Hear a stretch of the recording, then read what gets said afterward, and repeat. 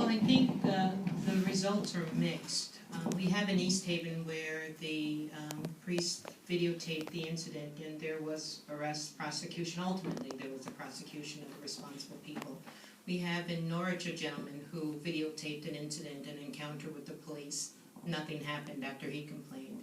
We have in New London a gentleman who there's evidence that you see clearly on the video. It was the officer's dash cam that shows him taking a bag of drugs out and dropping it at the scene. That was 3 years ago. He's been complaining and nothing has happened. So I think with the onset of video and technology, it's going to force the law enforcement officers and the responsible offices that are to investigate this to do something. Complaints have been coming in, and unfortunately the verbal complaints didn't get as much mileage as the video complaints, but these incidents still happen. I think it's important that people know you do have the right to videotape an officer in his duties, as long as you're not interfering with the officer. If you're in a safe place, you can videotape the officer in the performance of his duties, and they can't take the camera from you. We have some cases where officers have tried to take cameras and charge people with interfering, but those cases were dropped. The law allows you to video an officer in the performance of his duty as long as you're not interfering. And I think, again, once people are comfortable doing that, the cameras are going to be telling the story, more so than any complaints or statements. But again, the key is getting the responsible agencies whose charge it is to investigate and prosecute these people to do their jobs. And that's what we continue to push for, and we will continue to press the Justice Department and state officials too, because in many cases, the state knows that officers were not truthful in affidavits where they misreported incidents. That's a crime in the state of Connecticut. So state law has to be upheld as well as federal law. And we have to hold these agencies accountable and encourage them to do what they're charged to do. Thank you. Also, you know, behaviors change when people know they're being watched. So just the act of the cell phone, or just the act of now requiring law enforcement to record information or to hand out a notice that informs people of their rights, it's going to change behavior because they're now knowing that somebody's watching. And I think it's incumbent on all of us in this room and all of us who are participating in this endeavor to make sure that in a year from now we don't let everybody forget about the issue and we go back to what we're doing. Because that's sort of what happened over the last 10 years. We had a law and it worked, and then eventually it sort of wasn't a hot button issue, and so, you know, we have to keep being vigilant. Go ahead, sir. I guess you both sort of touched on what I want to maybe ask a question or make a statement about. You know, we can legislate a lot of things, but the change has got to come in the individual personality. It seems to be the elephant in the room in this state particular is that this state is majority white American. Majority considers themselves liberal, and it's those liberal white Americans whose sons, daughters, and them who are perpetuating this attitude. So to legislate, you can legislate all you want, but to change the mindset, the mentality, how do you see about addressing that? I think maybe that would probably be more in the religious communities, but you know, there's a social change that's needed. Because you've had laws in Connecticut, and we've had these moments where, you know, you take 2 steps forward, but then Connecticut always takes 3 steps back. And, you know, the ACLU has been fighting this all over the nation. I'm a former board member of the ACLU in Maine. And people laugh at me when I say I'm more comfortable as a black man in Maine than I am in Connecticut. And it's a reality. So I guess, you know, you have these campaigns, you're running these commercials, but if you put, Dr. Emily Towns says this in her book, the fantastic hegemonic imagination, right?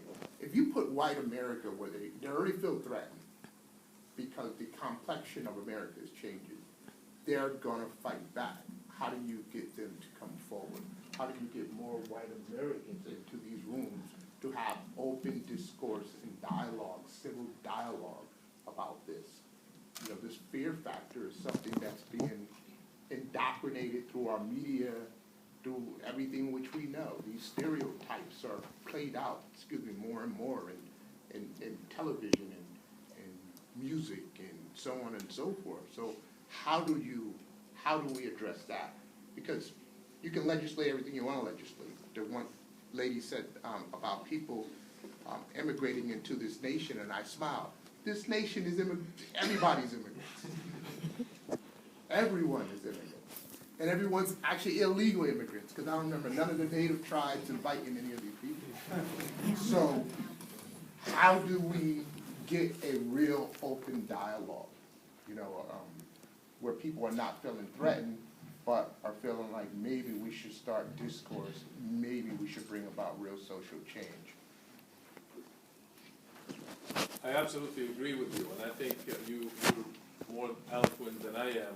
You put it in a few words. We have to be honest and sincere that we are inclined as a society to fear the other, to fear the unknown. And I experienced this within the Muslim community firsthand. All you know about Muslims is what you hear on the news. The overwhelming majority of Americans, at least the majority of Americans, more than 50%, they have negative views of Muslims and Islam. That's a reality. That's statistics what show us. Also, statistics show us that the overwhelming majority of those who have negative views about Muslims have actually never met a Muslim in their life. And those who have favorable views of Muslims, somehow they met a Muslim. They just met a Muslim somewhere. Maybe in class or at work or in the mall or in the cafeteria, somewhere. And just by knowing somebody, that fear factor goes way down. That statistics tell us that. So we need to start by saying that there is a problem within us that we need to address. Each and every one of us in our community. Our Muslim community itself is not immune from discrimination and racism within itself. We have to admit that, and we have to stand up as people of faith, as activists, stand up in front of our community and tell them to face this reality. Otherwise, we are not going to eradicate it. I mean, lately, in this fiasco of the government shutdown, the attack on Obama and the level of racism that we saw is ridiculous. The level of Islamophobia. He was called every name in the book. He was called that we have a president that kneels down to Allah. And no one stood up from the left or the right to say this is wrong, it has nothing to do with his economic policies, and it has to stop. Unless we have the courage to stand up and face the reality within us, we can have the best system in the world, the best laws on the land, and we're still not going to be able to overcome that problem. You can't legislate hatred. I want to add it in about you brought it in Maine. I looked at it in a statistic, shelling Bill who was in jail for all New England. Connecticut has the highest per capita people in jail when it comes to minority. And you could look at it if you Google it in Norm Patty's Connecticut prison population. It's the data that I sent him, shows the graphic. If you live in an infield or if you're living in a Springfield, you got 3 times more chance of being in jail in Connecticut than in Springfield, because it's just Massachusetts over there. The problem is, Connecticut is not even, it doesn't have a, when you look at the federal crime statistic, it doesn't have more crimes than the rest of the New England. It's not safe. It's just that, for some reason, Connecticut loves to put in jail black men and Hispanic men. And I talked to one of the politicians when that report was generated in, and his response was, oh, that's why the governor of Malloy is now closing some of the jails.